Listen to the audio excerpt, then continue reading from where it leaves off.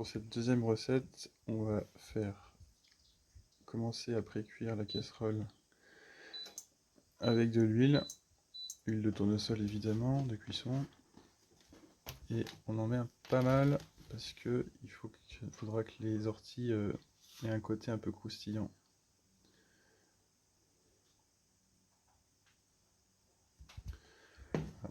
Je vais hacher les orties crues là. Pour la partie broyage, c'est à peu près la même chose, sauf que là, il faut faire attention. Les orties, comme elles sont fraîches, elles ont tendance à moins facilement tomber sur les lames.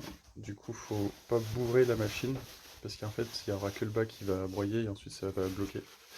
Donc j'en mets un petit peu moins, et après, quand c'est haché, j'y mets dans une assiette à côté. Comme ça à peu près, voilà.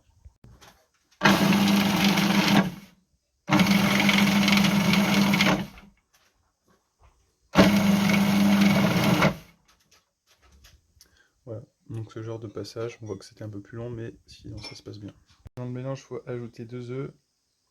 Il n'y a pas grand chose qui les remplace, donc si vous voulez pas manger d'œufs, ça va être compliqué. Donc maintenant, on a notre huile qui est chaude, on a nos œufs et nos orties. Donc je mets d'abord les orties, elles sont crues. Hein. Ça va avoir un espèce d'aspect croustillant.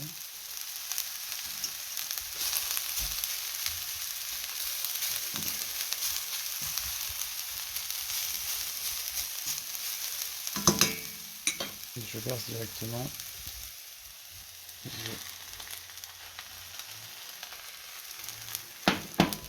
Voilà, donc là, il faut que l'œuf soit cuit. Donc quand on voit que l'œuf il a coagulé, c'est bon, on peut servir. Donc là, je remue un petit peu, histoire de faire un peu griller toutes les feuilles le plus possible.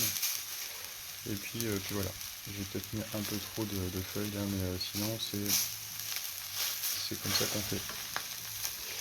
Et voilà, et là du coup ça fait une recette qui est intéressante parce que le croustillant de l'ortie ressort bien, il y a besoin de mettre un peu moins de matière grasse que dans la première recette. Et voilà, du coup c'est prêt à déguster. Donc on voit que là l'ortie est un petit peu grillée, et c'est ce qui donne un peu le côté, la saveur intéressante. J'ai mis soit pas assez d'œufs, soit trop d'ortie dans cette préparation, mais il suffit de bien doser les proportions et ça donne quelque chose de un peu plus joli. Voilà pour cette recette.